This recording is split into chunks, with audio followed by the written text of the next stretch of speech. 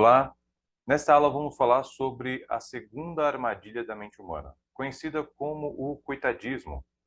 Nessa parte do livro, Cury explora uma das armadilhas reveladas mais comuns que podem limitar nosso potencial e nossa capacidade de alcançar a inteligência emocional.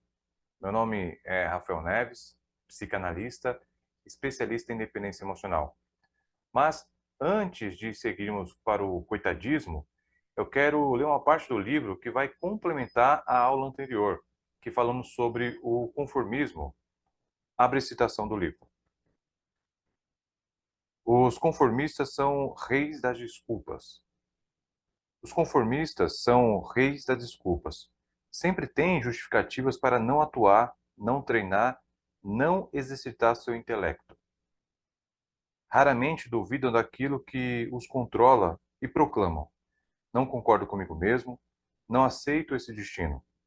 Claro que há fatalidade que não depende de nós e sobre as quais não temos controle.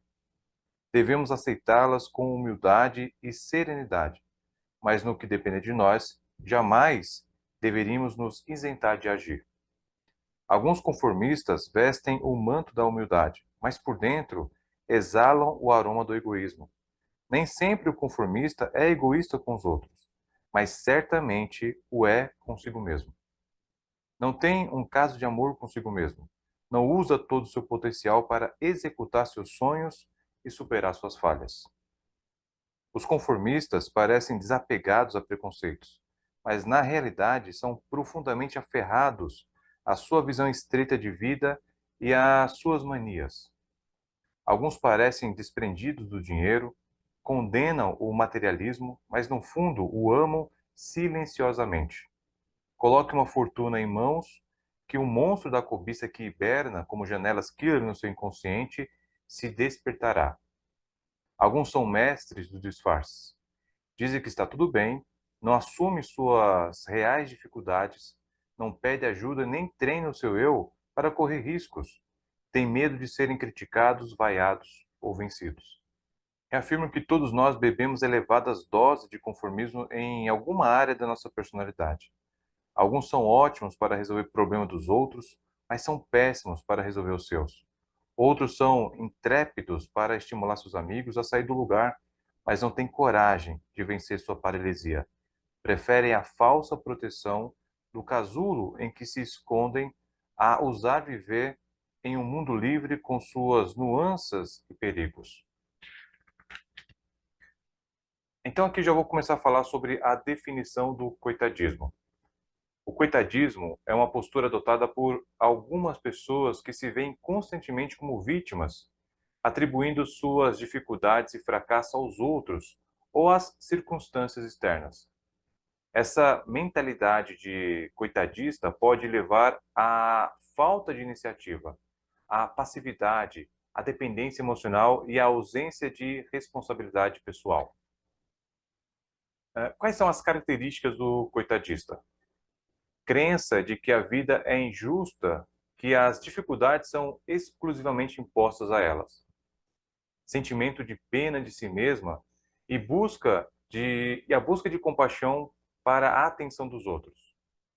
Tendência a não assumir responsabilidade por seus problemas e culpa os outros ou a sorte.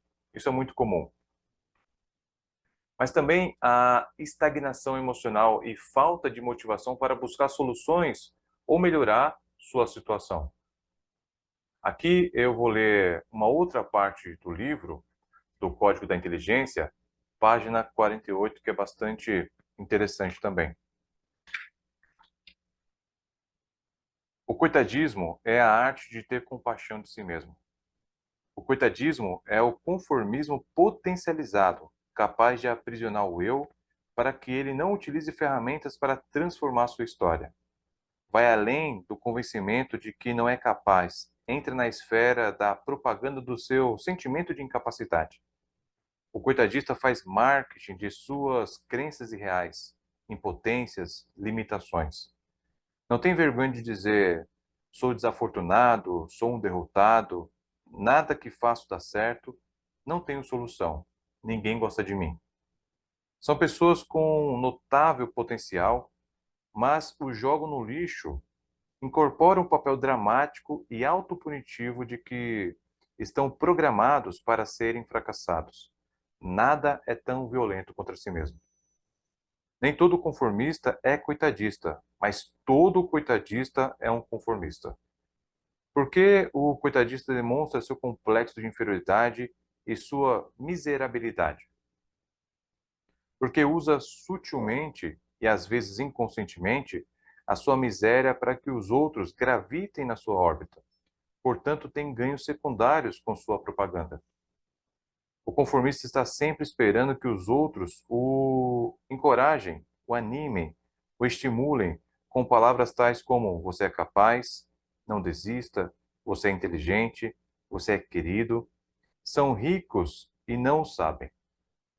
Depende das migalhas dos outros para sobreviver, ter atenção, ser valorizado. Não decifra os códigos da inteligência. Deixa que os decifrem por ele. Condena-se assim a uma eterna mesmice. Aqui o Augusto Cury também relata um caso que ele atendeu, que eu acho também muito pertinente essa leitura. Vamos lá. Maria Lúcia tomava 12 medicamentos entre tranquilizantes e antidepressivos quando a atendi pela primeira vez. Estava doente há 10 anos. Era depressiva, solitária, negativista, insociável. A cada 10 palavras que proferia, 9 eram para reclamar da vida. Não saía de casa nos últimos anos. Era professora, mas não exercia a profissão. Considerava-se imprestável para estar à frente de uma classe. Seu marido não ganhava o suficiente para suprir as necessidades de casa. Considerava seu marido um fraco. Ele se calava porque dependia do pai dela para completar o orçamento familiar. Era um cúmplice de uma miséria sem ter consciência plena disso. O pai ia diariamente cuidar da filha. Ele a elogiava, a levava aos médicos, acariciava, valorizava, aconselhava, mas Maria Lúcia não reagia. Nenhum medicamento fazia efeito. Diariamente dizia que estava passando mal, que sua vida não tinha sentido. Às vezes, tinha crises dramáticas em que batia a cabeça na parede. Seu pai era chamado às pressas para socorrê-la. No início do tratamento, estimulei-a a sair da plateia, a entrar no palco e dirigir o roteiro da sua vida. Mas ela preferia ser uma atriz figurante. A prática do coitadismo a impedia de decifrar seu potencial intelectual. Tinha medo de ser ela mesma. Se melhorasse, quem dela teria piedade? Como poderia sugar a energia dos seus filhos, maridos e, em especial, do seu pai? Sim, ela estava realmente doente.